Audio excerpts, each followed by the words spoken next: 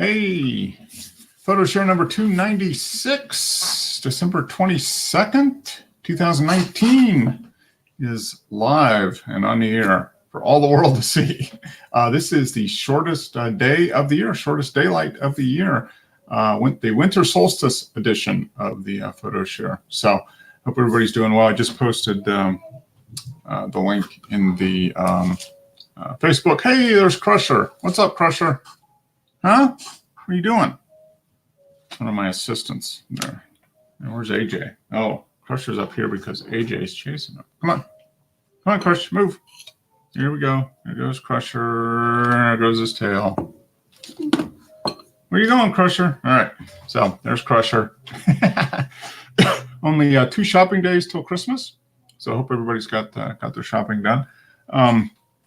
We've got all ours done. And for the most part, we're going to be dialing it down a little bit for the next week or so. I'm going to do some work. Pam has pretty much taken most of the time off. She's working tomorrow, and then taking off pretty much all the way through the 3rd of January. So it's good for her. I've got a few meetings and stuff, but generally kind of mellow out a little bit. Try to catch up on some fun stuff. Enjoy the holiday, obviously, and all that coming up. So I've got a few images, it looks like, in Flickr. Not a lot. We'll see if anybody else shows up here.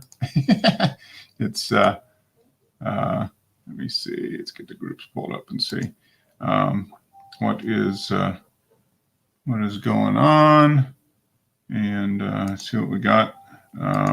Yeah, shortest day of the year. Christmas coming up. Hanukkah started today or yesterday, I believe. Oh, come on. It doesn't like me. There we go. Refresh and see what happens. Okay. So we shall see. Everybody shows up. If not, this might be the shortest show of the year. There we go. Let's open this up and see. But with Christmas coming up, I'm not getting any photography related things this year that I know of. One of my coming up on New Year's here with resolutions and all that, and I generally don't like to make specific resolutions, but I do want to get back behind the camera a little bit more in 2020 than I did in 2019, which was almost zero. So hoping to juggle the schedule around a little bit and allow me to get back behind the lens, especially of the large format camera. I'm looking forward to that. Hey, it looks like we got a couple images posted. So hopefully we get Wes, and looks like Dennis posted a couple images. So we shall see. I'm going to add that. I just did that. So yeah, so I've been playing around with GIMP, kind of exploring that a little bit. I still haven't heard anything back from Darktable on it not working for me. So my goal between now and the end of the year with some time off is to play around a little bit more with that, hopefully get an answer to why Darktable isn't working on my machine. I'm getting an error, which I have no idea, no way of deciphering it, knowing one way or the other what it means. So I'm going to send it to the user group forum and see if somebody can help me out with that. But otherwise, I'm playing around with GIMP a little bit more here, and we'll see what comes of that. I did download the GMIC thing. Hey, there's Wes. How's it going, Wes? Good. How are you doing? Excellent. So all done, all ready for Christmas? Shopping done, everything? Shopping's done. I haven't wrapped anything yet. But. Okay. All right. Yeah, I've still got a couple things to wrap, but yeah, shopping's pretty much done. So yeah, it's coming up in a couple days. Wow, it's only 3 days away.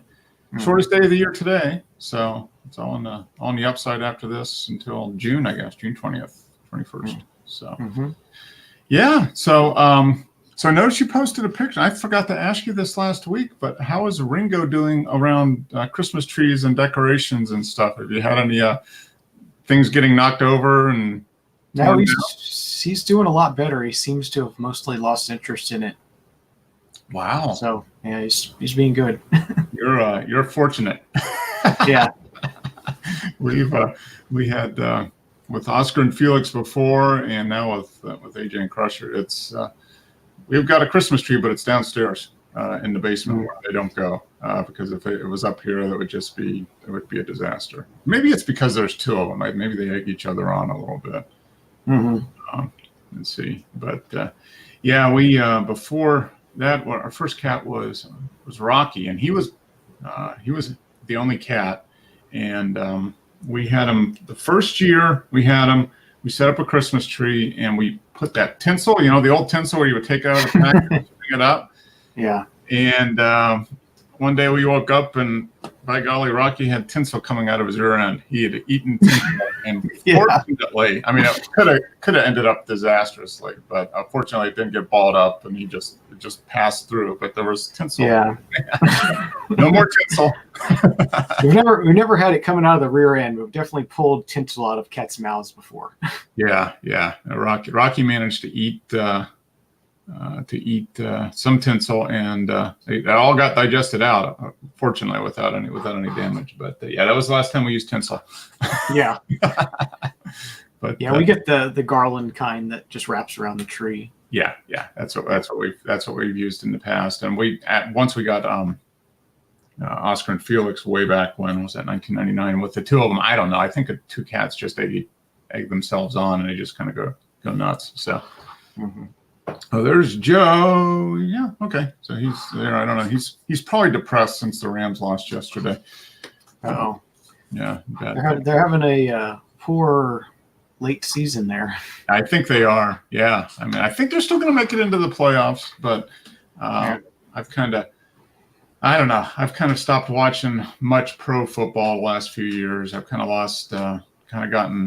I'm not really an Atlanta fan. We don't really watch the Falcons. We watch college, but kind of keep up with the Steelers. They got beat again. So, Steelers and do the Rams have a lot of injuries or something? What do you think's going on? I don't know. It probably is injuries. I mean, this late in the season, a lot of times that's what gets teams. Yeah. It's just such a violent game. It's so much attrition. It kind of comes into play, with the long season. So okay, so you haven't had any disasters. Ringo hasn't gotten up, and you haven't heard rattling around and gotten up and see him poke his head out of the top of the tree or anything like that? No, nothing like that. Oh, you are lucky. You're very lucky. Keep your fingers crossed. Yeah.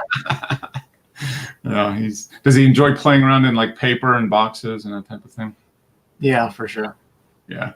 That's what we find the cats enjoy that more than anything. Just bring up the wrapping paper, let them go crazy in that. I mean, the big thing for our cats is when something comes in a box, you open up the box, they jump in the box, and then the little packing pillows and little puff pillows. That's great for them to attack. So I'm surprised you haven't had any disasters. But he's looking pretty regal there in that picture you posted. So that's his cat tree. That was his Christmas present. So, did you get how many layers? Two levels? 3 levels? It's 3, yeah. Oh wow. Okay. And does he like sitting on the highest level? Of course. Yeah.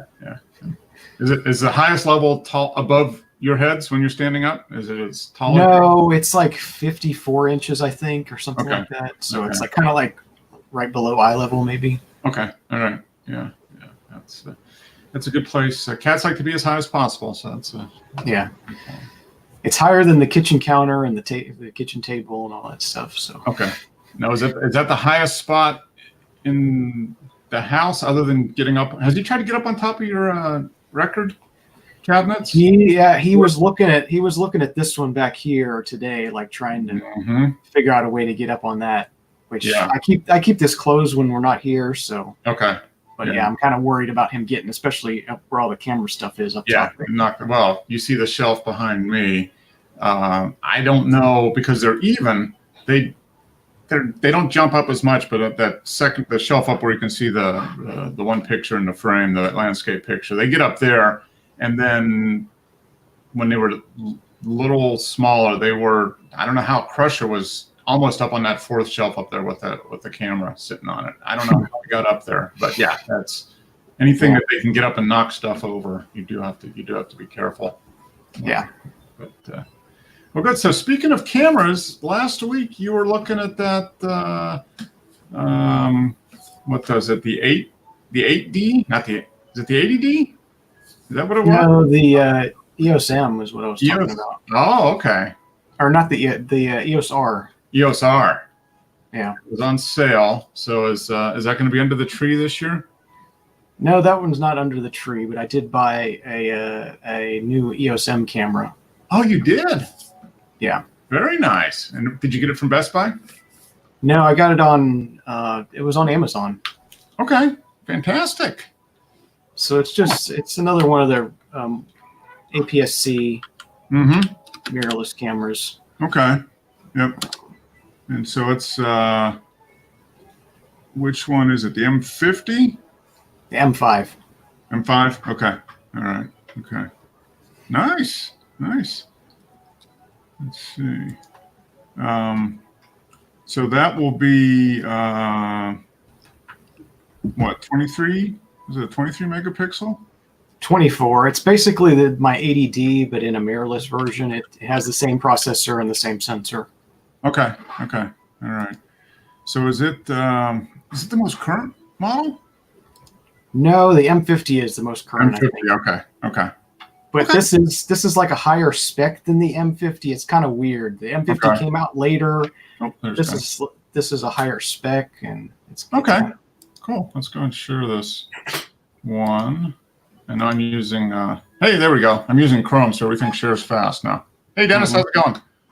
Fine, thanks. How are you guys? Excellent. Excellent. doing well. We're taking a look at so this is what you got, Wes? This one? Yeah. Very nice. Cool.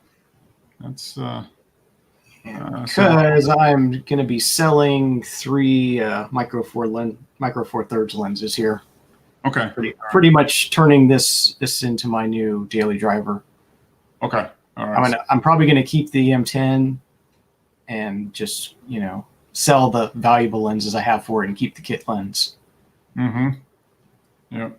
Okay. All right. Let me post the. So Joe says Amazon's having great deals on cameras, especially DSLRs. Yeah. This is a transition period. We've been talking about it, I think. So you'll have you'll still have your the 80D for the wildlife photography, but this is going to be what you're carrying around most of the time then, right? Yep. And Yeah. the plan is sometime next year to get the EOS R Okay. and just be basically all Canon.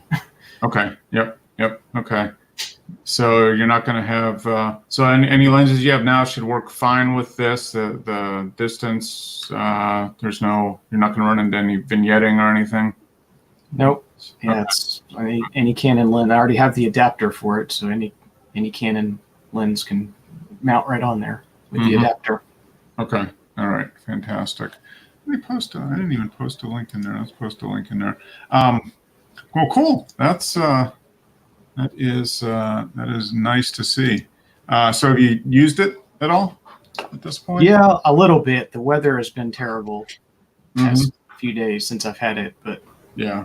Okay. the Cold. picture. Yeah, it's not real cold. It's just rainy and gray and ugly. Okay. All right. Good. So you got Probably like Dennis's weather right now. yeah. Spot on. That is. Where's this? I'm going to get web feet soon if it doesn't stop raining here. Yeah. Yeah, it's been raining for about 3 days here. Yeah. We've had rain off and on for 3 days, and it's supposed to get pretty good tonight, and then stop or actually be nice starting tomorrow afternoon through like Thursday or Friday. So we should be good there. So cool. So you got that, and you've got all, you didn't have to buy any cards or anything like that. It is pretty much the same thing. So basically just a camera body. Okay. Well, good. Well, I'll be interested to see what you think of that when you get that. So far, I like it. The viewfinder is excellent. Actually, I'm kind of impressed. Wow. Okay. I wasn't sure how it was going to be. Yeah. But Is it what percent? Is it pretty much a full? Does it give you a full coverage viewfinder, or is it? Yeah, it's full coverage. Since it's mirrorless, it's not going to Okay. be All right. So there's no. but it's really clear. It's like it's one of the clearest electronic viewfinders I've ever seen. Okay. Wow. And is it a? It's got a really high refresh rate. It seems like too. It's really close to like an optical viewfinder. Wow. Okay. So you're not getting flickering or anything like that. Yeah, it's crazy. Is it better than the Olympus? Yeah, it's definitely better than the Olympus, and I would have to do it side by side with the XT3, but it's right there, last and greatest kind of thing. Okay, and your viewfinder's no worries at all, right? Right, Dennis? Your Sony viewfinder? I think the only thing with the electronic cameras is the viewfinder is not very good in low light. Okay. They seem like impossible to focus. If it's really like dark, it's quite, the viewfinder's grainy. It just doesn't give any detail. Okay, all right. Yeah, you haven't tried that in low light yet, Wes. I'm sure. It's just a Sony. It may be others will be different. Yeah. I'm in sort of low light, but not super low light. Yeah. Okay. All right. Sort of indoors, nighttime kind of stuff. Okay. And you haven't had any issues with it? You can still focus okay with it, Wes, when it's low light. If you're through the viewfinder. Yeah, it seems to focus okay. Yeah. Do you do the magnification? No, I don't have that turned on. I just let it. Right. I have the focus peaking turned on, so I can grab the focus ring and manually focus it that way. Right. Okay. All right. Very good. Cool. So you got a new camera, which is good. I kind of had a feeling you were looking at cameras last week, so I figured you'd probably get one. Yeah. They had a sale on that one, so I grabbed it. Yeah, that's pretty good. Hey, there's Joe. Hey, what's up, guys? I don't know. Have you recovered from the Rams losing last night? No. By 3 points? Was it 3 points? 34-31 or something like that? Yeah, they won it with a field goal at the end there. We gave up a big play, right at the end. And so, yeah, it's a nightmare. Yeah. So, well, they're going to be in the playoffs, right? No, that eliminated. That took them out. Yeah, that was elimination. The Steelers lost today, too, so I think they're pretty much out of the hunt for the wild card. I think the Steelers might – I think they might have still a chance, but they don't deserve to be there, but they might get in. Yeah, well, with all the injuries they've had and Roethlisberger being out for the whole season, pretty much out the whole year. Yeah, I mean they had a pretty doggone good season for what it was. Yeah, they did. Is this why you're wearing black today, then, Joe? Yes, good morning. I am in mourning. Yeah, exactly. The lights are off. He's in black. Yeah. There's no reason to celebrate whatsover. Absolutely. The lines are drawn. Yes, the Rams are the most important thing in the world. Should we be calling for some help or something, Joe?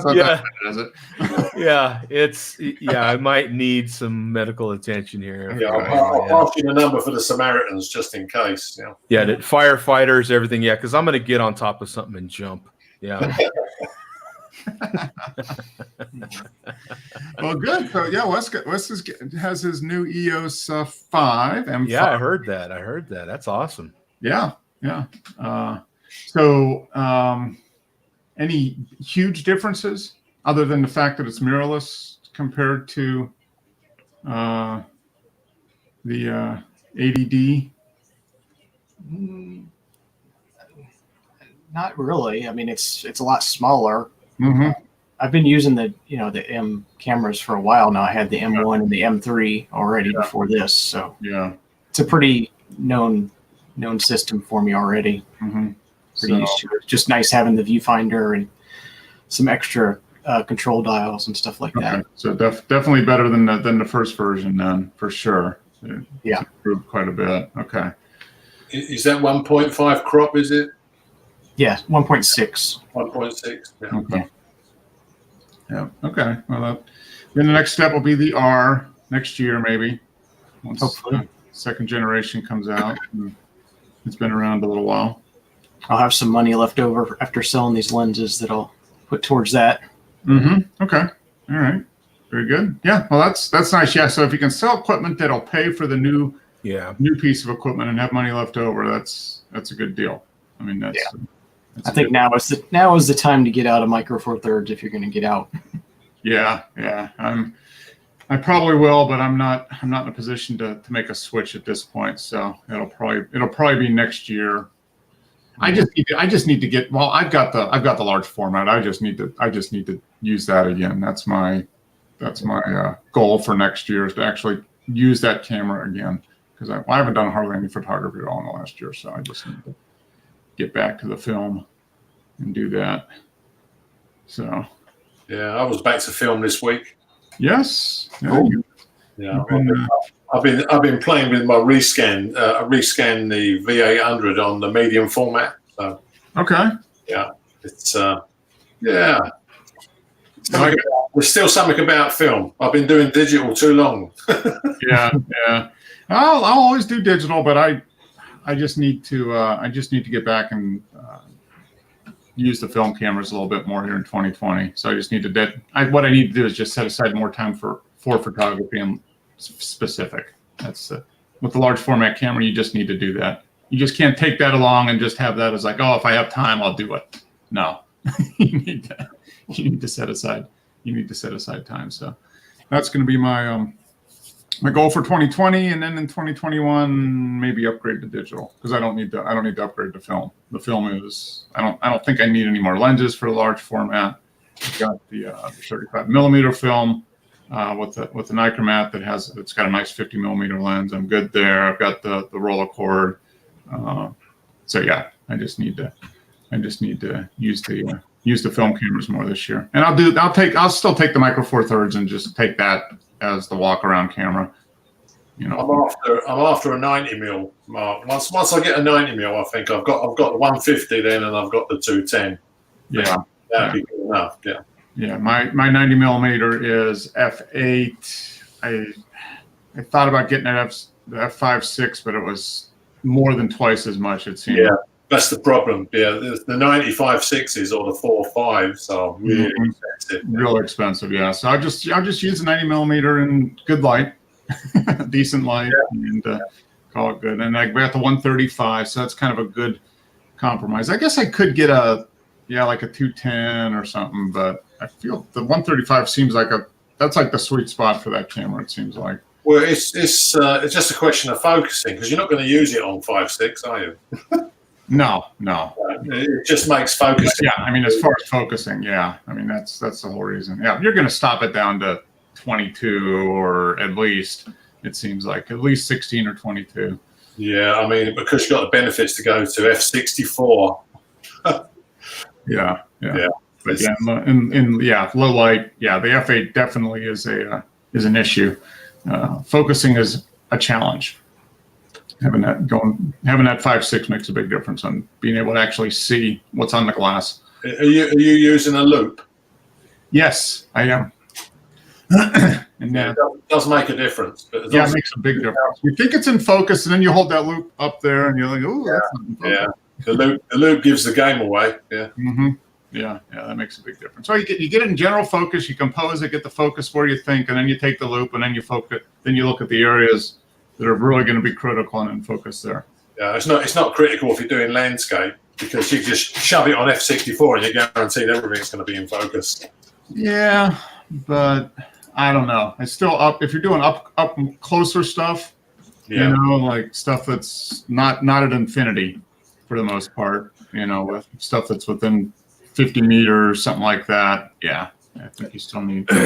Hey, Mark, I put a link in the private chat there, so you can get an idea of, stuff's being sold, but what are people actually using? And this is the top 10 most popular lenses from Lens Rentals. So that okay, that'll give you an idea. You know what I'm saying, of what people are actually using. Yeah. Let's see. Yeah, what people are renting, it makes a difference, I'm sure. Let's go ahead and share that. The most popular, as this is the time of year we do all the all the end of the And this will be end of the millennium stuff here. So Yeah. I mean, end of the decade. I'm sorry. Yeah, end of the decade. All right. 10 most popular rentals are number 1, 24 to 70, F2L. Yeah, L lenses are pretty good, aren't they? Yeah, yep. And the next most popular is the 5D Mark IV. So they rent the lens and then they get the camera. But look at that, Dennis. Number 4, the A7 Mark III. That's nice. Yeah, 70 to 200 L. Yeah. The second and third generation are right up there. DJI Ronin. Oh, gimbal. Okay. Stabilizer. There's a 35 1.4 super fast lens. I wonder if that was there last year. That'd be interesting. Yeah. That seems like that's something that's come up. You know, a lot of stuff's come out this year. It seems like with a really fast. They seem to be getting popular now, especially with the aftermarket manufacturers doing Sigma and that type of stuff. Yeah, that Sony 7200 f2.8. That's a couple of grand to buy that. Yeah, well, that's why people are renting it. Yeah, that's why they're renting it. I don't know what that rents for. It probably rents for $80 a day, $90 a day. Yeah. Probably something like that. Yeah. Deals on gear. Yeah. So they rent the camera. Well, that's the way to do it. If you're looking at a new camera system, if you can rent it and use it for a few days, it's worthwhile paying a few $100 to try it out to make sure you're going to like it. Before you write a big check and it's especially the glass, though. The glass gives you an indication of what people actually have and what they're actually using. I don't see people getting rid of their mirrored cameras right away. I think this is going to be one of those deals where, if you've already got, I've got a 7D Mark II. I'm not getting rid of that anytime soon. That'll probably be, I'll have it just as long as I did my 40s. And as long as they work, basically. Yeah. If they start just crapping out on you, then it'll be time. But then it'll be time to switch. Yeah. The Sony. How many shots do you get out of your digital camera on the battery? One battery? Oh, I don't even know. The 7D, I have not worn it out yet. I could. It feels like I could shoot to infinity with that. I don't know. It feels like I have no idea. You could shoot and shoot and shoot and shoot with that camera. It's insane. Yeah. See, my Sony Mark II only gives me about 120, and the battery's dead. Oh. Well, the big part of that's the viewfinder. It says like don't use the viewfinder. Now, Wes, do you have your set to auto switch? So when you put your eye up to eyepiece, it switches to the eyepiece viewfinder, and then back to the screen when it's away. Yes. Okay. All right. Yeah, I have mine set in a very similar way as well. So it's conserving energy. Yeah. But yeah, it's a lot. Like I forgot all about that. Yeah, a lot depends on how much you're using that screen on the back and how you have those settings. And with the mirrorless, you have to have the electronic. You have to use the screen, or you can't see anything. Right? Yeah, it would be a lot like there is no optical option. It would be comparable to electrical vehicles, right? Like every single thing you're doing in an electric vehicle is using electricity. So like my house, everything runs on electricity. I have a solar house. So I'm super conscious of the energy I use with my house, at least. You know what I'm saying? That's the one. Although the batteries have gotten better, but that's been the one thing with the electronic viewfinder. The mirrorless cameras is that was originally just killed battery life. Yeah, I carry 3 batteries when I go out now, and I've never used the third one. I have nearly depleted 2 in one day. Yeah, but that's the only thing that would make me change to the Mark III, because apparently that's got a really good battery now, over 600 shots. So that's taking that Sony's probably lying about that. I'll be quite happy if it done 400. Now, what's the battery rating on the M5 West? Did they give you a number on that? It's supposed to be like 283 or something like that. Okay. All right. Yeah. It's gonna be less than the 80. That's for sure. Yeah. Yeah. Yeah. It's definitely with mirrorless. Yeah. You want an extra battery around. Whereas with Right. the DSLRs, you would probably save with one, maybe two. Now you need two or maybe and probably three, 2 to 3. With The batteries are pretty small though. They're not. I mean, they're not as large as the DSLR batteries either. no, they are smaller, and as long as you don't buy OEM ones, they're relatively affordable too. Yeah. It feels like battery, like you don't hear that conversation. I don't feel No. like I hear that. Not Like- as much. Yeah, batteries aren't because even in my big thing with batteries is for all my external flash. Yeah, that's what uses them up. And that's with cameras. I don't hear battery life come into play that much. It's still some factor, but it feels like mostly with lighting. Like battery life is such a big deal with that like in my case, I'm looking. Well, I have in the past looked at generators. Yeah. Oh wow. Okay.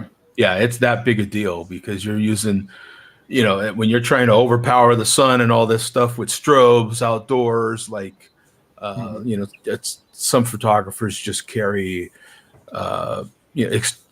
generators, just, nice little Honda generators or so on and so forth.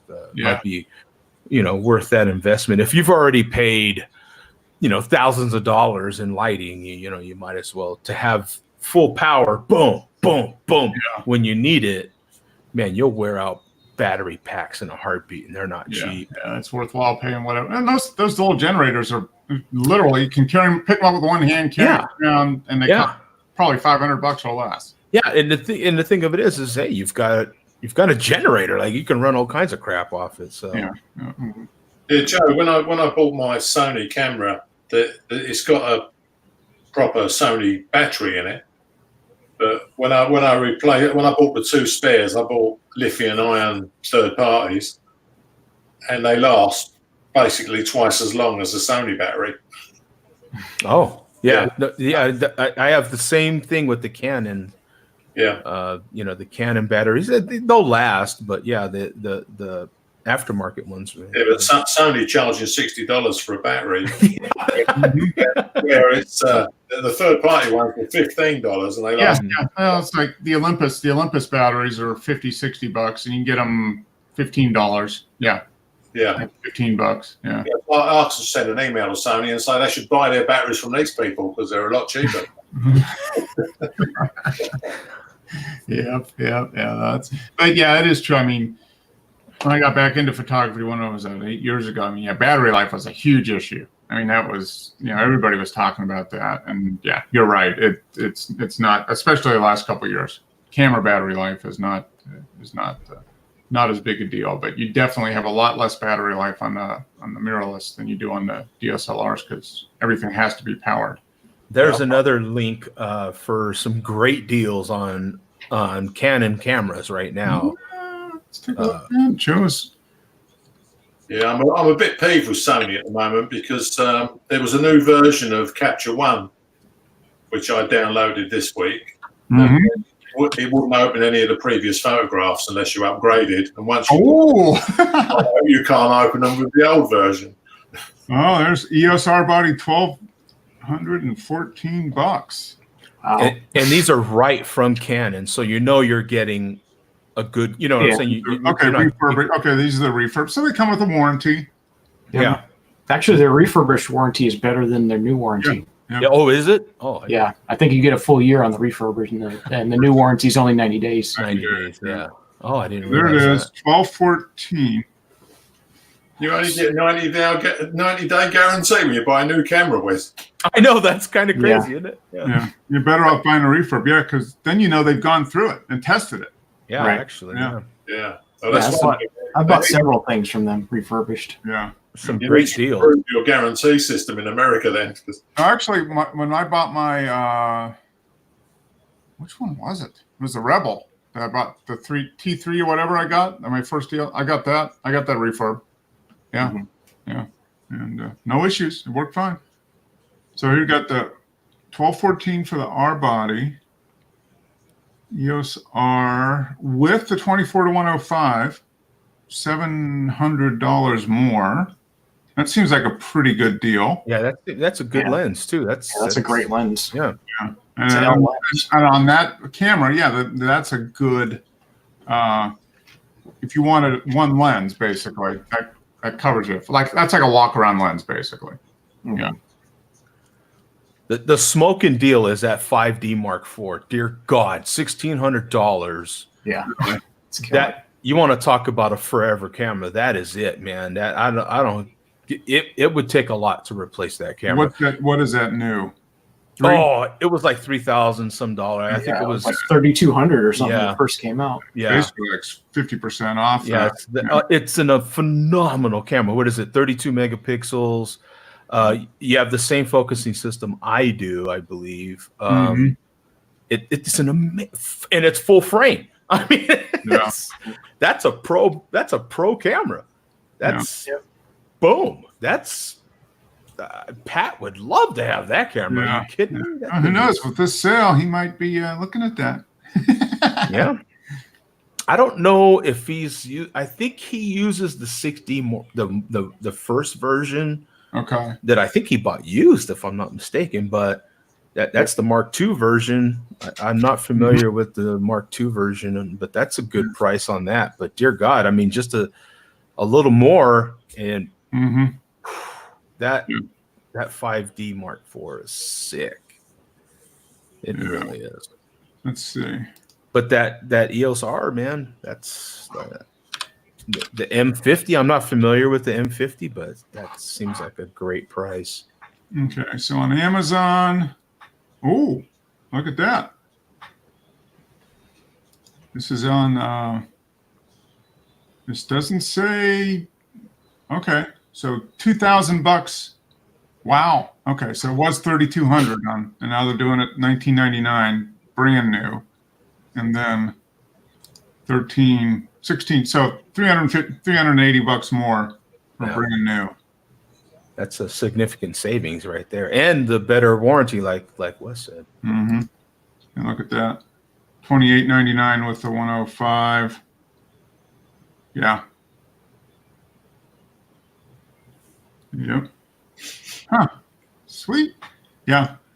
If you can find what you're looking for in a factory refurb, in almost anything, electronics especially, Yeah, you're almost better buying a factory refurb. yeah, that's it. So, and you can upgrade that to from a fifth. What does that say? 50 to 102 ISO. Dear God, Yeah. that's pretty sick. 102. Man. Yeah. 102.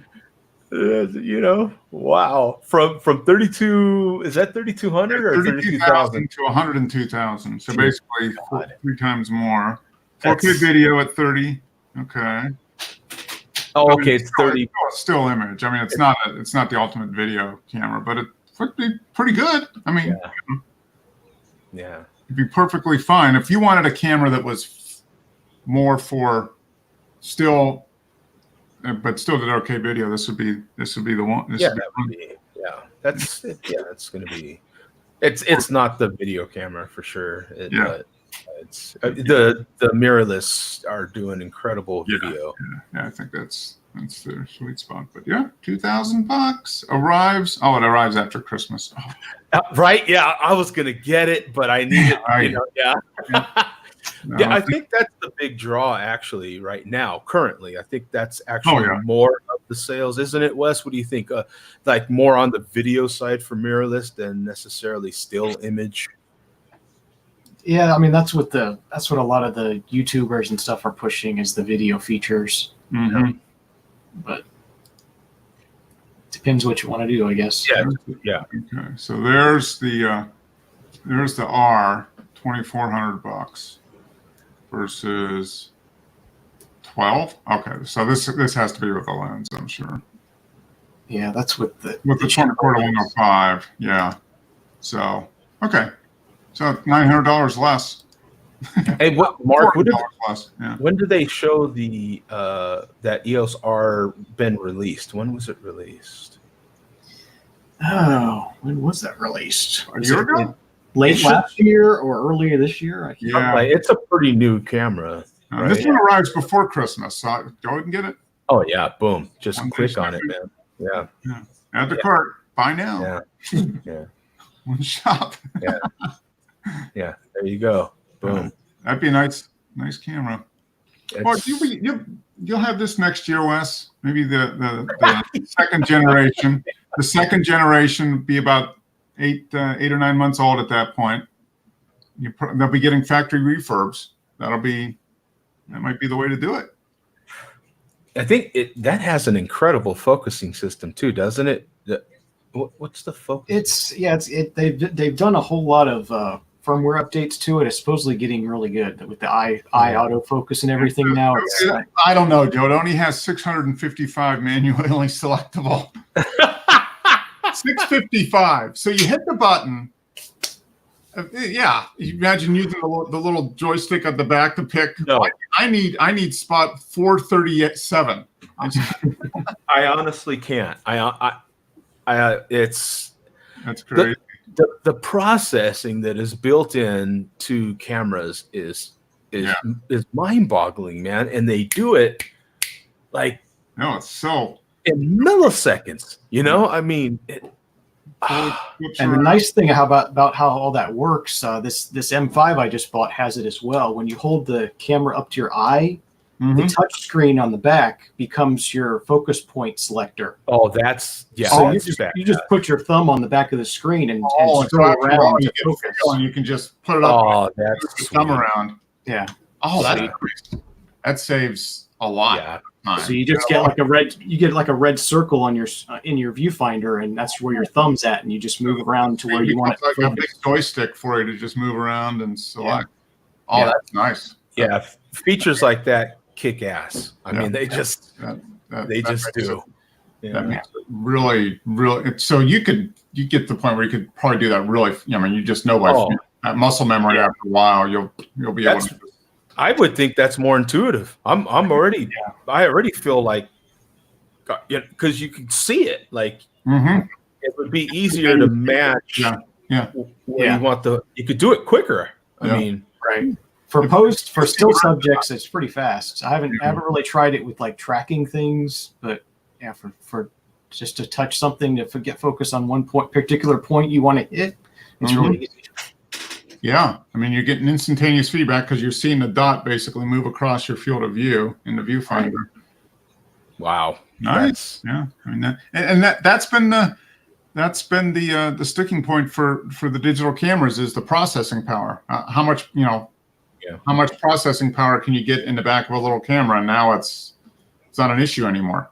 You know, That's incredible. and the focusing and all that stuff is just, and that's just been in the last few years. You know, just the quality of that is incredible. So cool. Now I got 90D, $1,500. EOS Digital, EOS M. So I got all the different ones there. Okay. M50, M5. Okay, the kit was $450. You just got the body. Dual.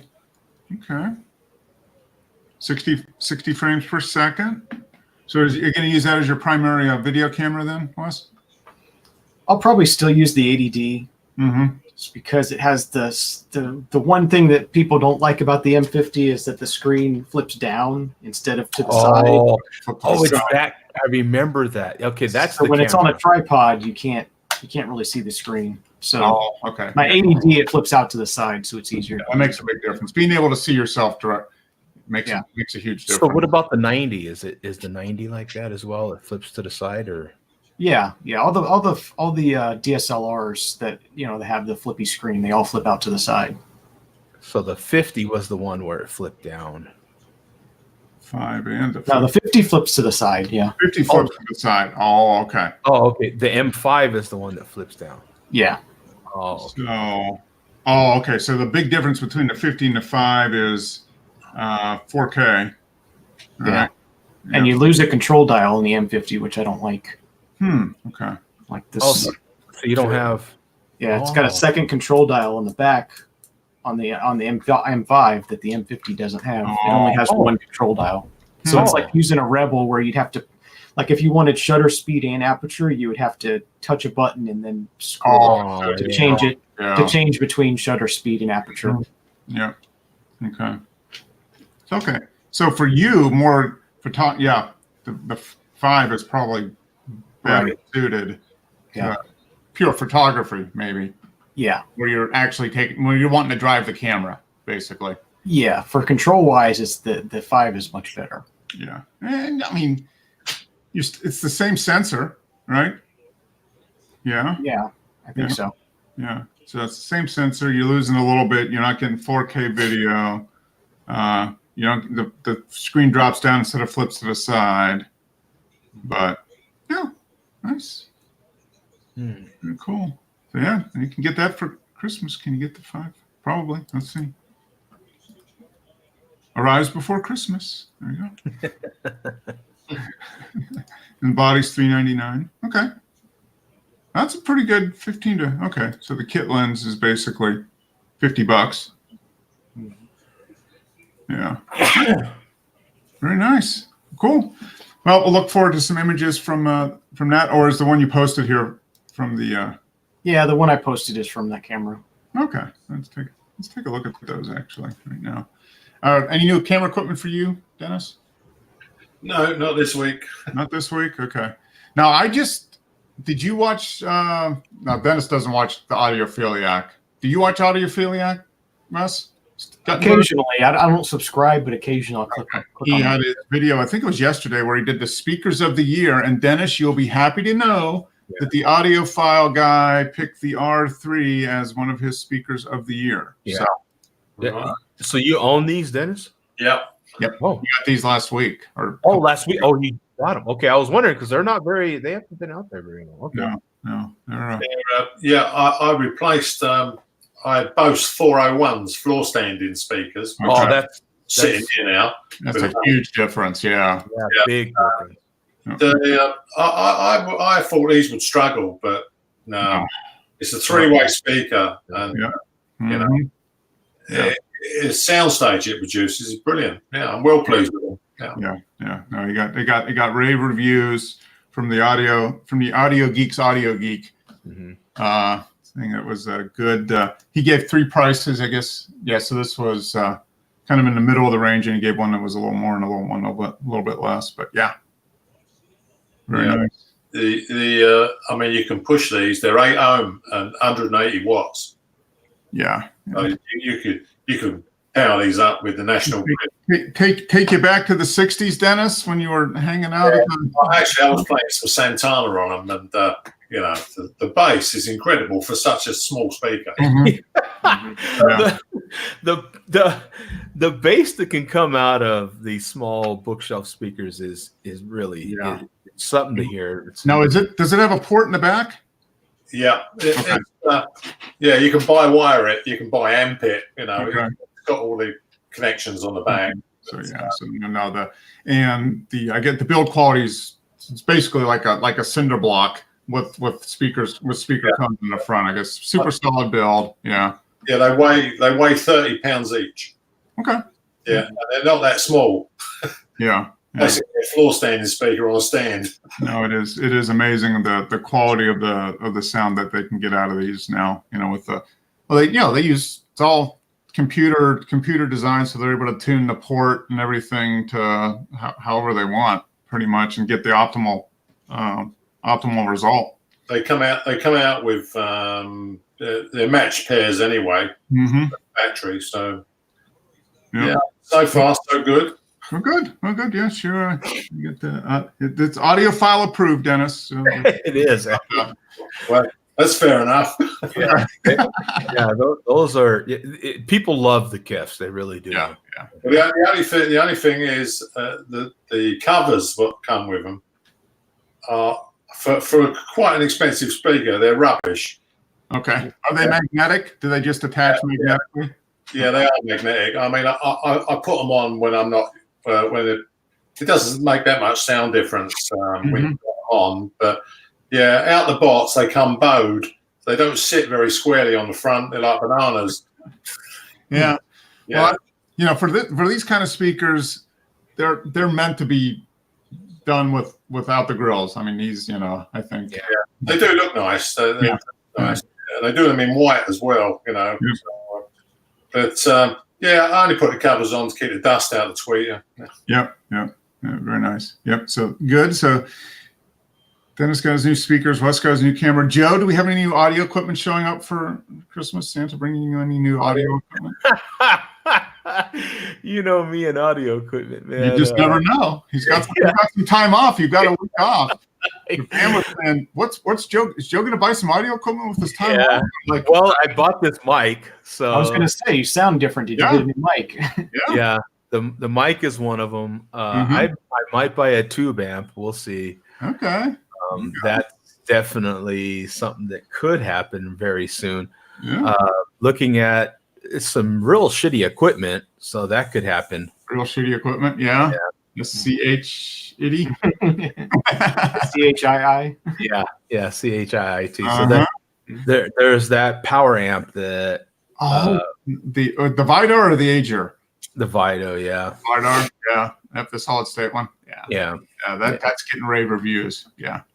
for I've 650. looked at that. I've looked at that too. It's like that could be, you know, that could be if I wanted to go separates, Yeah, go with like a tube preamp and then get the Vidar for the power amp. Yeah. You know, that might be a way to do it. Yeah.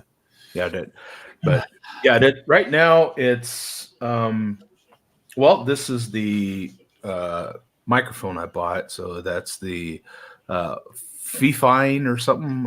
Okay. Chinese.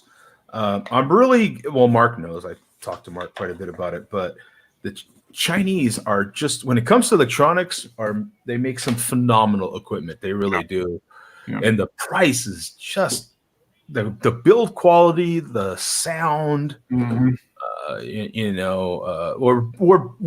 We've been programmed with these prejudices towards Chinese stuff, and some of it is lesser. Like if you're going to Walmart and you've got dishes that are made in China versus dishes that are made somewhere else, then perhaps, Yeah. you know what I'm saying? But as far as electronics, they are making some incredible gear. Yeah, they do. They do some good stuff. I mean, the upper end is a lot better than what it was 5-10 years ago, and it's based on demand. I mean, there's a demand for it, so they just scale it up and or kind of up the game a little bit. It's funny to me too because some people will balk at Chinese stuff as far as electronics, and yet I'm like, well, that TV you have is Japanese. Like, what's the difference? Like, Mhm. Yeah. like, okay. I mean, but but yeah. No, I mean they've gotten so good at just customizing your manufacturing. You give them specs and they manufacture to it. I mean that's a huge business. I mean there's a lot of audio and a lot of electronics, but audio you see a lot designed or conceived in the UK or the US and manufactured.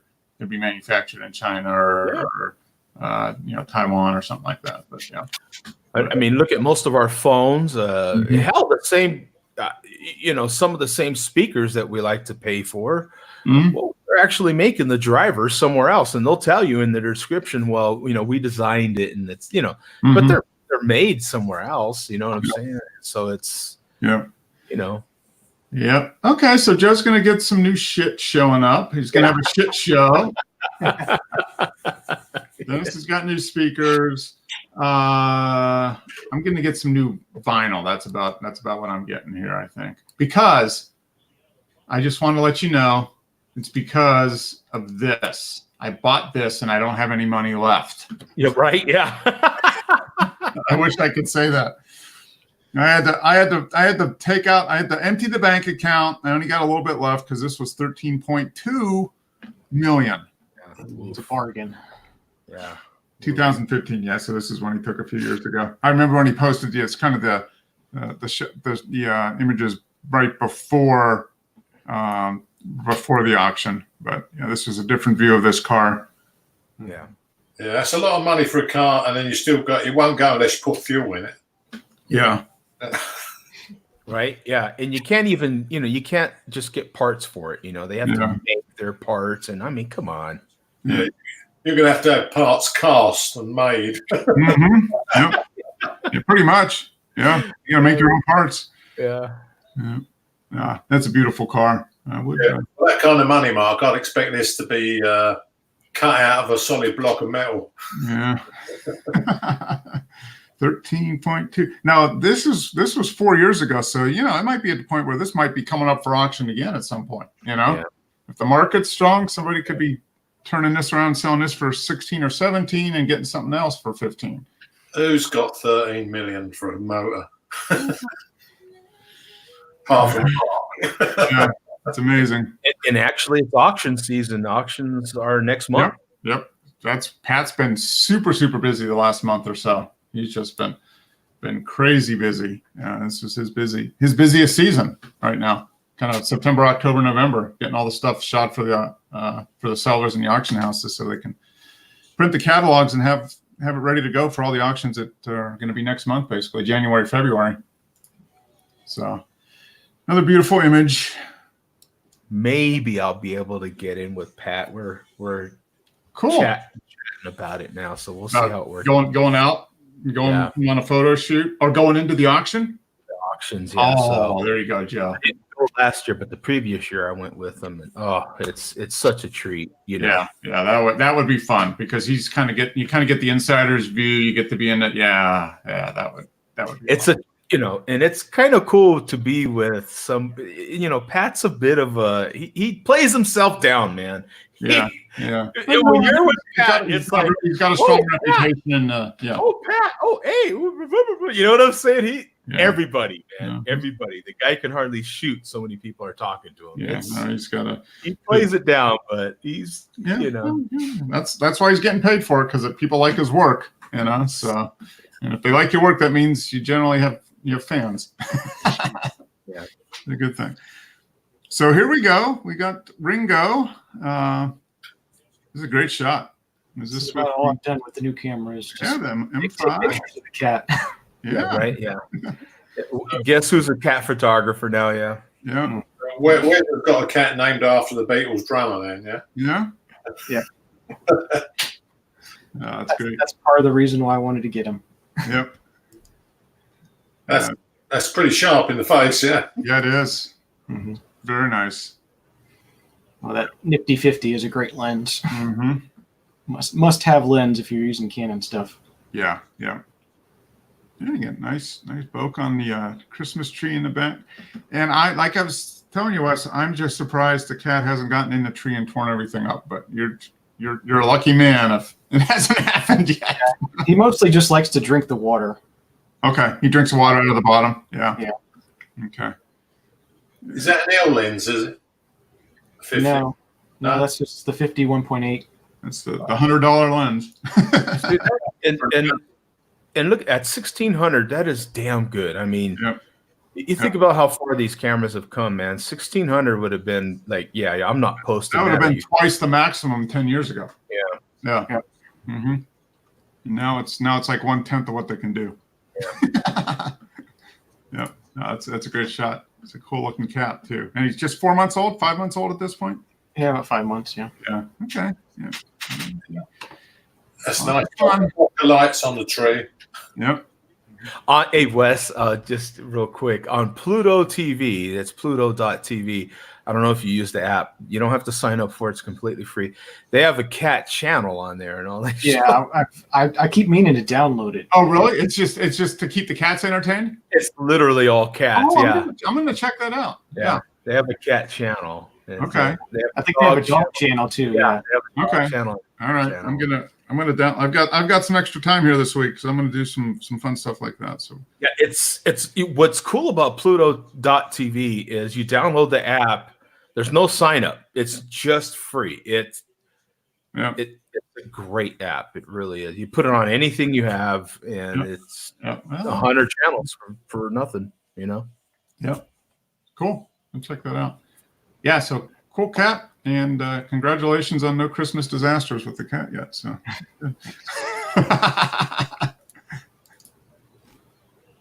All right. So here is, I've been playing around with the GIMP a little bit. Oh boy. So this was an image I took a couple years ago. I can go back and show you the other one, but Ektar 100.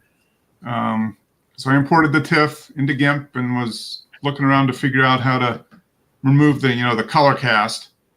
And I'll be doing the same thing this week, Mark. yeah, so I figured out how to do it. You take, I did the, open up the negative. Well, actually, I don't know if I can show it or not. I probably can. Let's share the screen. What screen am I sharing here? Let's see. I'm going to stop the screen share and I'll start 2 monitors, share screen. Is that it? Yeah, that's it. So there's the GIMP. So that's the final, that's what I exported and just uploaded, but. Right, this is your 4x5, yeah? This is a 4x5. Yeah. So I brought in the negative, and then I put a layer of, I took the eyedropper and sampled the color over here. Yeah. And created another layer with that color. And then made that layer with the background color. And then inverted that layer, did a color inversion on that layer, and then merged it. Merged that with the base layer. Okay. And then inverted it to get that. And then from there, then I went in and started gimping around.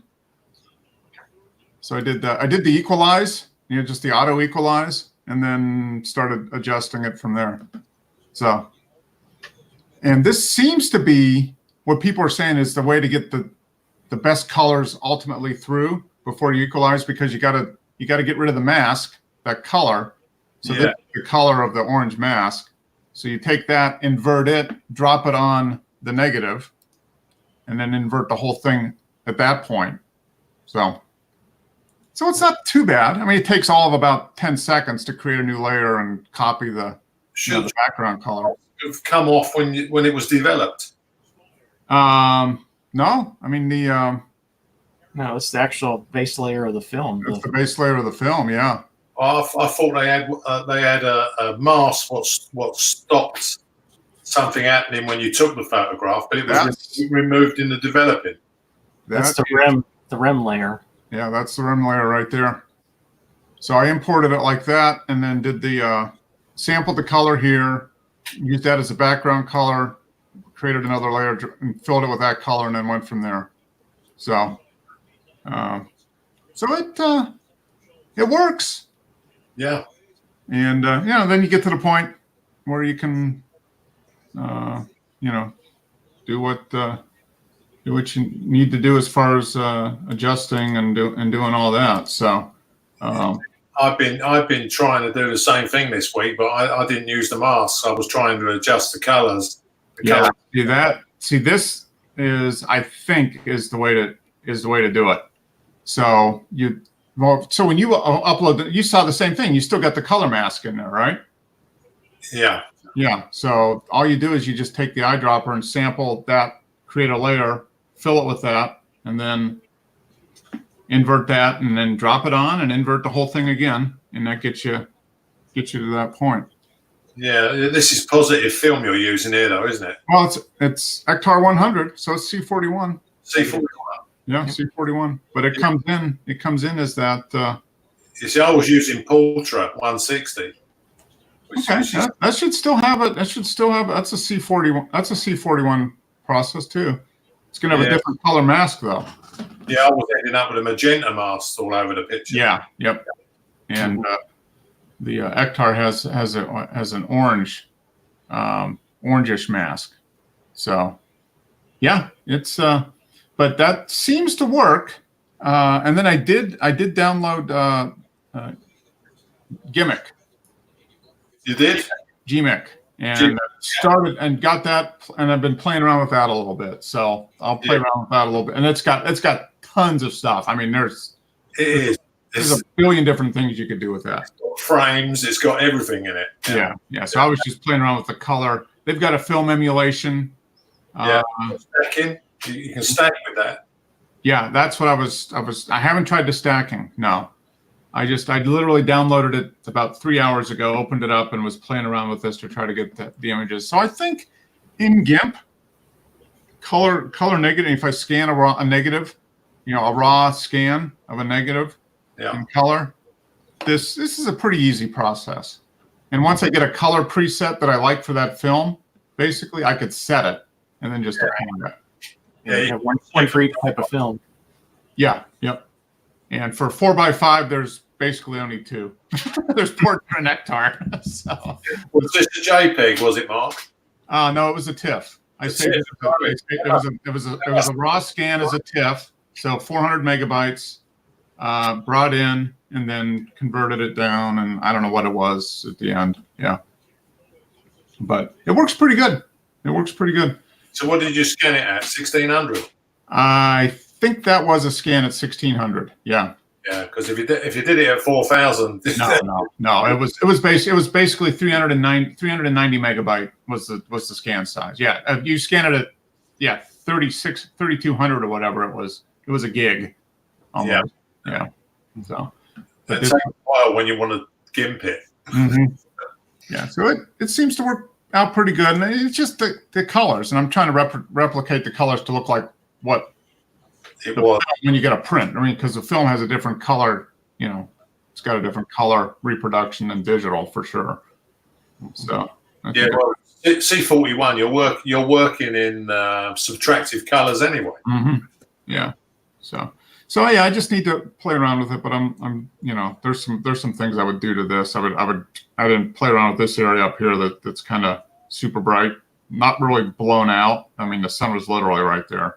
So I just, I need to adjust that and tweak some things here and there. But are you impressed with the GIMP for a free program? So far, I am. Yeah. My only qualm with the whole process is, like I was saying last week, is that Raw Therapy doesn't import the metadata that was on the files that I saved through Lightroom, and I can't get Darktable to work. Apparently, Darktable will import that, so I've still got to send the error message to the Darktable, support forums and find out what it is. That seems really strange, because Wes's Darktable works okay, and mine does. Yeah, and I would think mine would. So, although I did just do some updates, Windows updates here this week, so I haven't tried it again. So we shall see. And you're a Windows guy too, right, Wes? Yeah. Yeah. So it is kind of weird that it wouldn't work on mine, because I haven't had an issue with this new machine especially. So there's something in the settings. I've got some security stuff on here that I need to have for for my business and all that, but I can't imagine that impacting it. But who knows? There might be some. It's unusual where you're using Microsoft, whereas I would expect to have problems on Macs, because they seem to be really difficult using party software. Yeah, I don't know. Well, it's a Linux thing to begin with. It's going to work better on Macs anyway. Yeah. Linux is the same. Yeah, it was originally developed on Linux. So yeah, the Windows port on Darktable is out of the two is the less stable. Right. But apparently it works fine on everybody's machine except mine. So now I've got to figure out why. Max was built on Linux, wasn't it? The same. Yep. System, yeah. Exactly. So yeah, I think from that standpoint, I'm happy with using GIMP there. I think ultimately, if I can get Darktable to work, that would be the flow, because then that way I could import the old images are going to have the metadata that I dumped in through Lightroom, and then use Darktable and GIMP, and then that would save me $10 a month, which I could apply towards either vinyl or saving for a new camera. Although it'll take quite a while it'll take me like 10 years to get a new camera with that for $10 a month. But hey, or a 6-pack of beer, 6-pack of quality beer to edit with. Well, I'm waiting to see when Jimmy's going to start playing with the GIMP, because he was asking about. Yeah. He probably will. Yeah. He should at least try it now. Is this Tim Boone? Or who is this? We've got Tim here. Got no picture, got no Oh, sound. Mark, can you hear Hey, me? there it is. Hey, Tim. Hello. That's your son, Dennis. Yeah. It's a What's family happening affair. this forum? How are you doing? Yeah, not too bad. Just happened to be up this time of night. All right, good. Well, glad you could join in for a little bit. Yeah. We're just your father has pushed me to playing with GIMP, so I'm working with the GIMP here on some images. And I like it so far. So I like it. I use it a lot now. yeah. I was saying the only thing I've got to do is figure out how to get the metadata to flow over, and I think Darktable will do that. So once I figure out how to work that, I should be good. And then, You using Darktable, Tim? No, but I've never noticed the metadata thing. yeah. I've never noticed it taking it out. Yeah, raw therapy. When I open up files that were saved in, say, Adobe Bridge or Lightroom, it's not reading. It doesn't read that metadata. It doesn't import the XMP file. The sidecar file. So, although you're using, well, no, I mean you've been using Lightroom before, right? So, I mean, you have the sidecar files. Huh? I've never used Lightroom. Oh, okay. That's probably why then. That's why. So mine's just straight out of the Canon, straight into the GIMP. Oh, okay. That's why. So it's reading the Canon, whatever is in Canon. Okay. All right. That's the problem then. Because Dennis, you never really used Lightroom. Yeah, I used it for a little while, but I decided to put more effort into learning the GIMP. Yeah. And so that's the issue. I mean, for new images, it's not a big deal. I can just metadata, do that. But I've got all those images I've taken over the last 9 or 10 years that have, GPS data, map data and keywords and all that type of stuff that I had done through Adobe. So if I don't want to lose all that if at all possible. That would be a lot of extra work. Yeah. Yeah. So hopefully Darktable. I think Darktable will read the XMPs when you import or when you set up the library using Darktable. And if that's the case, then that makes sense. So everything else I can figure out how to use in GIMP, I think. I'll have to drop some raw files into Darktable and see if it does take the data on the Mac. Mm-hmm. Yep. But yeah, if I can overcome that, I think I'm a convert. So we shall see. But that's my goal is to hopefully get an answer on why Darktable isn't working on my computer here in the next week or two and remedy that. Hey, there you are, Tim. That's good.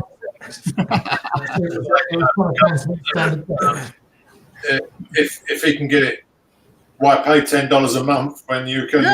Yeah. Like I said, that's a 6-pack of beer I can use while I'm editing on the GIMP. Yeah. That's like adding filters. Drink a 6-pack of beer and edit. That's like adding your own set of filters. It's true. The wild card filter. Subscriptions, they just add up. Yeah. They just add up. So here you go, Dennis. This is your. This is Abby, and I scanned the 6x6 film. Okay. From the Bronica and put it in the GIMP. Okay, so you just scanned it directly into GIMP? Well, yeah, I scanned it to a JPEG, and then I just dropped that into the GIMP to play with. No, I scanned it as a TIFF. Okay, so you scanned it as a TIFF. Okay. Yeah, I just dropped it in to see if I could get rid of the cast, like you said. Mm-hmm. Oh, there we go. Hey, there's Pat. Hey, how you doing? Good. His ears were burning. We were talking about him, and he shows up. Hey, look at that, dude. We got 6 people on there, plus the screenshot. This is nice. Yeah, right. Yeah, I did the same thing yesterday. So it was, yeah, very nice. I was going to ask Joe, what would you have done with this, Joe? What else could I have done with this to? I don't know if it's just me or what, but this. It still looks like to me like there's a filter on here, and the same thing with Mark's image. The colors just don't look to me, it feels like this one feels like it has a particular filter on it, like a blue sort of cold filter, and that might have been the intent here. I'm not sure, but you guys were talking about trying to get it more accurate, and they both, look like some sort of filters or something's on them. I failed to get rid of the cast. Oh, okay. Yeah, this was another one which, they were both had the cast on them, and trying to get rid of it, but I might try Mark's method then. Yeah, it's fine. The image is fine and stuff. I think it's just fine. But what you really want to say, Joe, is what would it look like in black and white? Yeah, right. Exactly. Yeah. No, beautiful. This is your daughter, right? Yeah. So beautiful girl. It's a little soft. It just depends on what you're trying to do. I think the image is fine. You know what I'm saying? I was using the Bronica 80mm f2.8, which is it's. I do have a 180mm, which would be much better for portrait, but I didn't have it when this photograph was taken. Yeah, it's just just fine. Every single thing, like some people, it's kind of like I was telling, oh my God, what's his name? Johnny or what? How did I forget his name? Well, huh?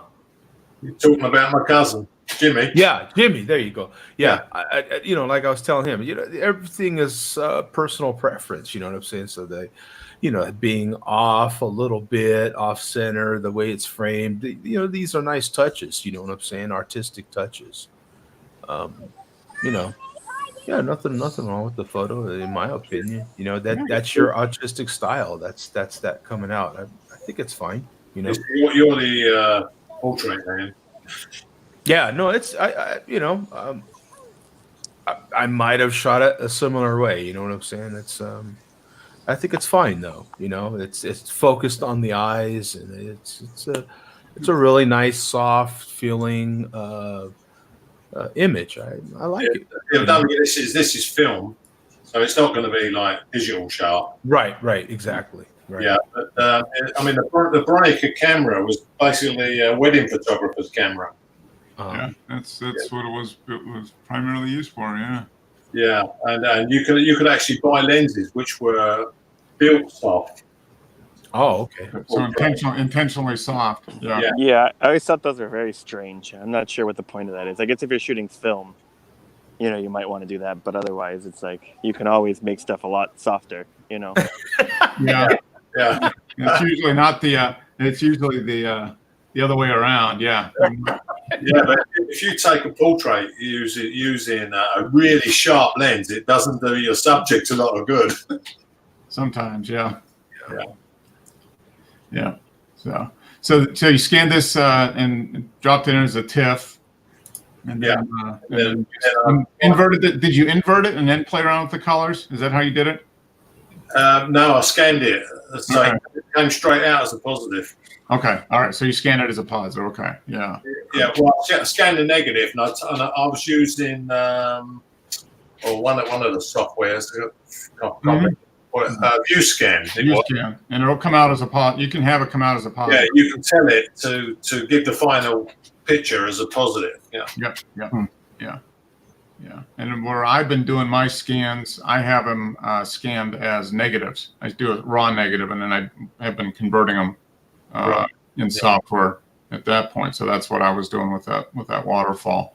But yeah, you're having it as a positive, and then so you're coming in and that's probably why I couldn't get rid of the cast then. Yeah, it might be. Yeah, I mean that might be the advantage of scanning as a raw. You have maybe more control of the final color of the image. Yeah, but working in subtractive colors, change one color, you've got to find its opposite. Yep. Yeah. It can get very confusing very quickly. It does. Yeah, it's mind blowing stuff. Yeah. So. So okay, so you got that one. That's nice. And then okay, we've seen this image before, I think. Yeah. Right? Yeah, this one had a cast on as well, but I tried to get rid of it, and I don't think I was very successful. Yeah, weren't these the photos we'd like had 30 odd films out of the single set of chemicals? Yeah, so, some of these chemicals were getting out of date because We'd had a batch on the same batch on the go for ages. there was 30 rolls of film off of 1 litre. Yeah. And that probably has some effect on it. Yeah. But then, yeah, the other thing is you just need to get used to being able to, figure out how to tweak, whatever setting it is that you can remove that cast. Yeah. Yeah. So I thought I could bring up RGB and adjust it all around so that the cast disappeared, but it was affecting all the other colors. Mm-hmm. Yeah. It's challenging, that's for sure. Film scans are challenging. We'll get there in the end. Yeah. Well, the nice thing is you got the negative, so you can play it out of a million different ways from Sunday and still have the original. Yeah. Do use. you remember, Mark? I developed a roll of film with really out of date E6 chemical, and the colours were completely, naff, and I never really done much to it. But of course, if I scan them, I can just change them to black and white and show them to Joe. Yeah. Hey, Mark, I think that was a bad analogy because you're talking to the guy. His life is all Sunday, so I don't know he's going to get that far. That's true. For us working stiffs, yeah, Sunday, yeah.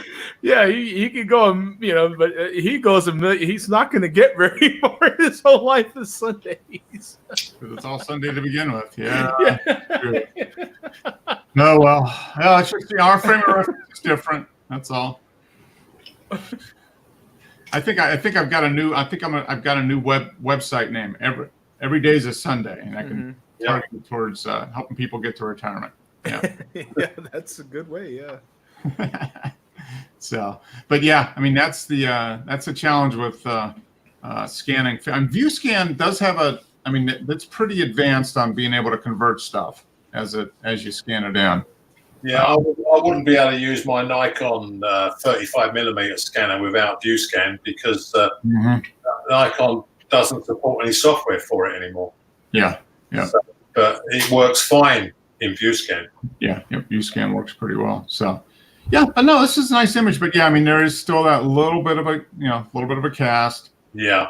But it's just a matter of finding one that gets you pretty close. Remember that, save it, and then. Yeah, I think I'll have another play next week sometime. Yeah. Just adjust it and see. I mean, and sooner or later, I mean, every scanner is different. Every roll of film is different. Definitely, every film is different. Every roll within that same film is different too. But the biggest thing is every scanner is different, and the way you see things are different. So once you find something that works for you and your scanner, it might take some.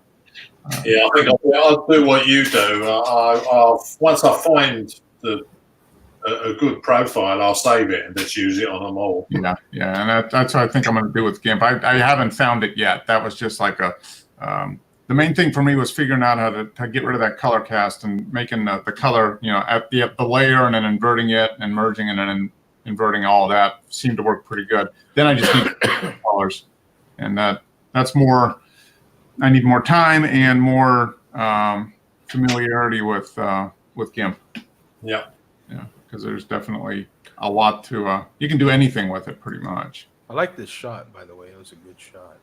This one or the boats? The boats. Yeah. Oh yeah, both of them. I like this one. Yeah, no, the boats is nice. The colors are. It's nice. The different colored boats, the way they're laid out. Yeah, it's very well composed. It has like a reflection. I was standing next to him at a time, and I never got a shot like this. I set a Bronica up on a tripod, and we was on an outlet, standing on a concrete outlet. You had to sort of slide down the sea wall to get to that position. Okay. So you have the camera up a little higher than would normally be. Okay. There was like a 45-degree incline coming down from a road. Oh, okay. All right. And you ended up standing on an concrete outfall. Okay. Yeah. Boy, Yeah. So this is not a perspective that you get just by standing on top of the seawall and looking out. too high. I was basically down where the boats were. It was only the height of the tripod. Mm-hmm. Okay. Yeah. That makes sense. But no, it's laid out nice. The boats are kind of symmetrical, but there's some randomness to it as well, and the colors in the front, I think, are neat. Having the red, the orange, and the green up front, and the blue, and then most of the other stuff is kind of white. Yeah, that's a neat. Yeah. It's rare that you can actually see inside the water around here because we got sandy and muddy shorelines, Mm-hmm. so it's always cloudy. But this must have been a period of very calm weather for a week because the water's quite clear and you can see right in it. Mm-hmm. No, it's a nice shot. But then I know Joe would look at this next shot and he said, "It's black and white." Yeah, this is the way it's supposed to be. Yeah. Yeah, And all is right with the world. All this was taken with the 15mm wide at super wide angle. Mm-hmm. Yeah, but I was just playing in the GIMP, Mark. The negatives were really dusty. They had like dust all over them. So basically, I went around using the GIMP to clean them up. Okay, like the healing, or do they have a dust removal tool? I haven't seen. Yeah, I was using the clone tool where you can just get a piece of grass Okay. Yep. and just like wipe it out. Yeah. Click on a good pixel, move it over to a bad pixel, and yeah. Well, see, the original photograph of this truck was in the front of the truck where the number plate is. There was a great big board standing down on the ground with all the history of the truck. Oh, okay. So you got rid of that. We got rid of it, but it wasn't quite good. I didn't spend too long doing it. But Yeah. it went from the bottom of the truck down across the grass. So I wiped it, cloning the grass across. Yeah, and kind of get rid of the shadow and all that stuff. Yeah. The truck was being thrown by the board. Mm-hmm. I did a pretty good job. I mean, you wouldn't necessarily know if you didn't say anything.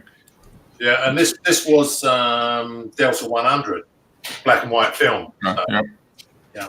Which is a very fine grain film. Yeah. Yeah, that's nice. But yeah, it's got some nice tones, shadows, all that stuff. Yeah.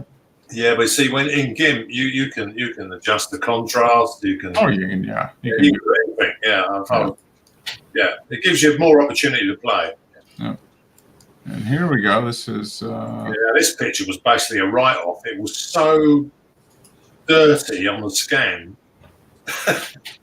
There was bits everywhere, all over the place.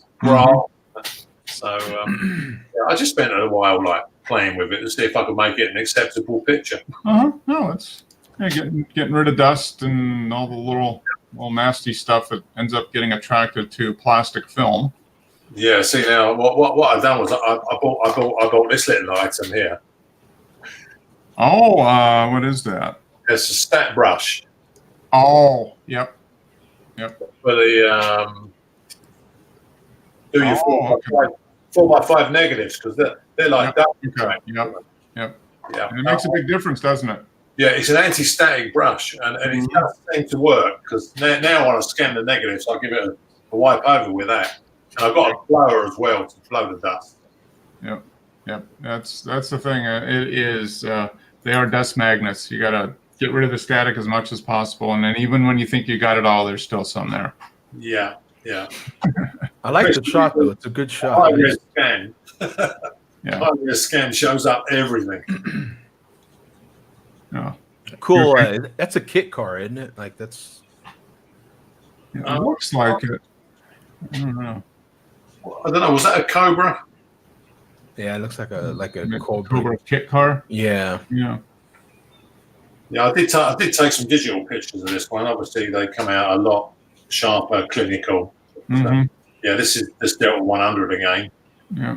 But, Oh, that's nice with the clouds and the background. Yeah. Mm-hmm. Yeah, it's nice dramatic effect. Yeah. Mm-hmm. It's got a good car. Nice to it. I like it. Yep. Yeah. that wouldn't have worked with the digital camera because that sky would have been completely blown out. Yeah. Oh yeah. You would have to do a lot of work in Yeah, it was blowing on the film, but I managed to tone it highlights down a bit. Mhm. Yeah, you'd have had a filter on the lens to get that to calm down. Yeah, some kind of Or do bracketed shots and do a lot of masking and stuff. yeah. No, that's nice. You turned it into something worth looking at. And here's what is this? This is Dallas, right? Yeah, that was in last weekend. Yeah. So did you like that stadium? Oh, it's incredible. Yeah, that was an incredible stadium. It really was. It was a good place. It's a great place to watch a ball game. It really Yeah. is. Absolutely. Does the screen go all the way around, or does it just cover one end? No, oh my God, that screen. I was dying to see the screen because you hear about that screen in there. It's all, but if you can imagine it, I think it's 67 feet by 170 feet. Okay. It's insane. It's the length of the field almost. It's wow. It is massive. It's the biggest screen in the world, I think. Yeah. The one in the Mercedes stadium is it runs around the edge, so it's, I don't know, maybe total square footage might be bigger, but it's not as big all at once. Yes. Why? Okay. Yeah. So around the rim, like, yeah, the hollow screen or whatever they call it. I don't know. It's it's a slightly newer stadium than this stadium. Yeah. This is 10 years old at this point almost. This has been around a while. This Dallas stadium. Yeah, it has been a minute. I'm not exactly sure, but it's definitely something. It's a cool. It was one of those kind of bucket list things, and I was already visiting my mom there, and it just kind of worked out that the Rams were playing there. I didn't plan this out. Yeah. It was a total last minute trip. I bought a $35 standing ticket, and wow, it was definitely worth it. Cool. And I got this shot as I was walking out of the stadium with my phone. So yeah, it is a great place to watch a game. Oh, and you're there, the opportunity. Yeah, you took advantage of it, and for $35, it was well worth it, I'm sure. Oh yeah, it was. Yeah, definitely. Yeah, I would recommend it to everybody to see a ball game there if you can. It's amazing. It really is. It's pretty cool. I've heard good things about that stadium. And then when you got done, come back from the stadium, you were hungry, so you made Yeah, that is responsible. This image is responsible for all the smells I am smelling right now. I had to step off for a second to go make sure everything's hot roast. Yeah, I have it in the oven right now, so had to make. It's got about less than an hour left, so okay. Yeah. That's obviously before I put it in the oven. So I seared it. Used those little baby potatoes. Colored potatoes for good. And you put those in for like the last hour and a half, and no, I threw them all in right now. Yeah. Okay. So just basically just to get them, they'll warm up, and that's it. Yeah. Yeah. Just throw it all in, man. Yeah. It is cool. Oh, and see, you're gonna have dinner tonight, and you're gonna have lunch or dinner for a few more days at least with that. Oh, easy. Yeah. That's so. But yeah, I used someone else's tip. They suggested, I don't know if anyone else can say it. Maybe there's some English people here. Maybe they can say it better. Worcestershire sauce, Worcestershire. So I don't know how the proper way to say that, but we can call it Worcester sauce, isn't it? Yeah, there you go. That's easier. See, Worcester sauce. Yeah. So I put some of that in there and some soy sauce. So it smells insane in here right now. Worcestershire. Yeah. My mouth don't work like that. It's like aluminum. As you say. Aluminium's just wrong. Like aluminium's correct. It's aluminium. Yeah. So when you know what Joe's having for dinner, that's a good dinner too. Yeah. There was a guy on the internet the other day I was watching, and he was going on about aluminium, and he says, "I'm sorry to my American friends, but aluminium is the correct pronunciation."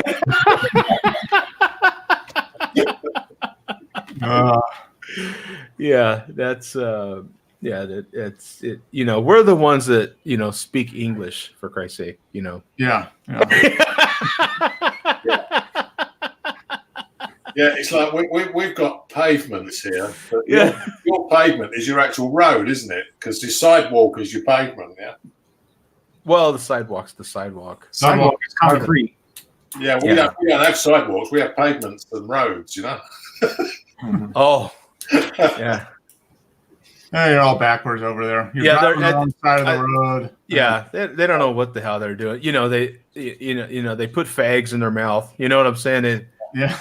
I love watching the British shows. I'm like, hey, do you have a fag? And I'm like, oh my god, seriously? Yeah, well, that's obviously got Yeah, it's got a meaning, a double meaning here as well. yeah, You don't want to be walking along with a fag in your mouth. yeah. I'm like, oh my god. Yeah, but Yeah, I just, I can see that would cause a bit of controversy with talking to Americans. I watched that show, The Accident. I guess that's a British show on Hulu right now, and it's pretty good. And yeah, they references to that. It's hilarious. Yeah. Yeah. Yeah. What makes us laugh is fanny pack. Yeah. Fanny pack. I was just going to say fanny. Yeah. Fanny is not good. Yeah, using the word fanny it would be quite a meaning over this country. Oh, really? Yeah. Fanny? It's basically, John, I'm going to go out and get some fanny. I mean, that's, yeah. Yeah, Yeah. it's a reference to snatch, you know.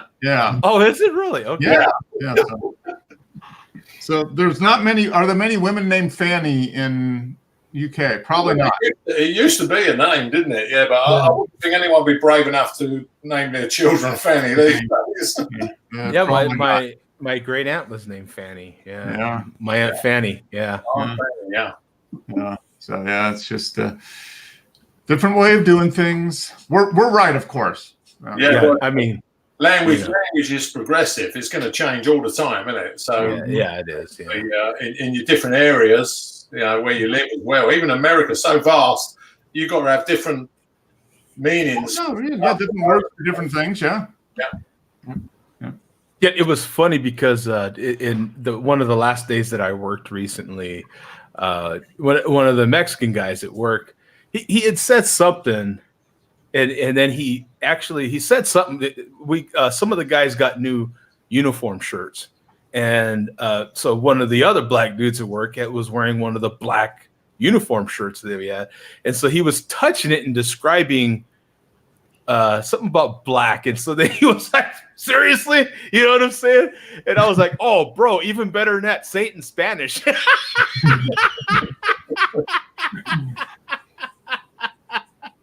That's even less offensive. Yeah. Yeah, but he was just describing it the way he would describe it. And, Yeah. and, yeah. And he caught himself. He's like, whoa, wait a minute. Yeah. Yeah.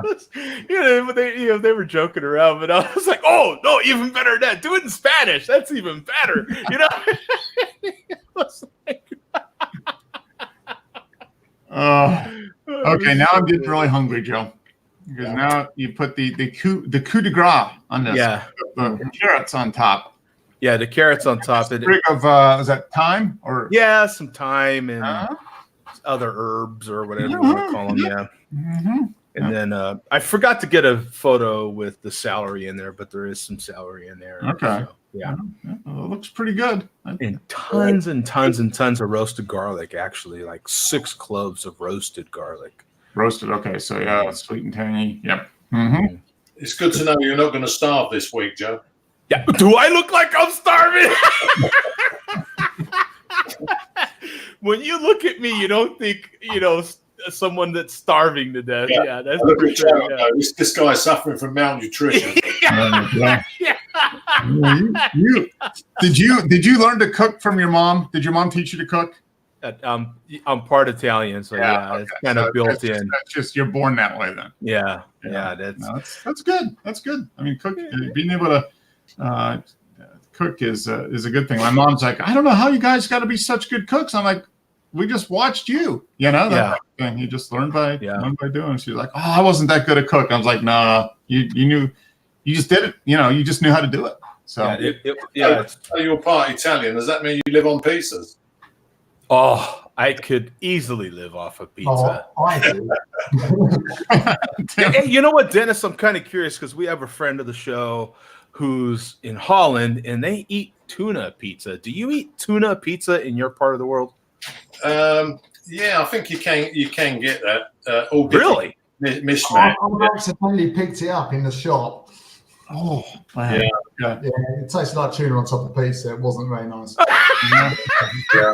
What's it taste like? Tastes like tuna on pizza.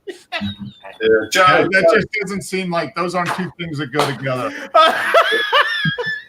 Joe, I'm still going to college because I was learning the Italian language. Yeah. Mhm. And my teacher tells me you would never find a pizza in Italy that's got pineapple on it. Oh, She says it's an American thing.